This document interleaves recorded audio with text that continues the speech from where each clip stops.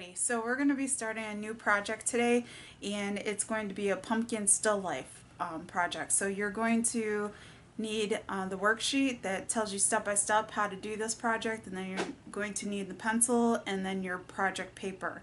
The sub should be given that to you here shortly, if not already. Okay, so we're going to look at what we're going to do.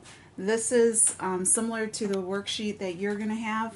Okay, mine just looks a little different because I hand drew it. You're going to start off, the very first thing is to draw the middle pumpkin, and I'm using marker so that you can see it. You're going to use pencil.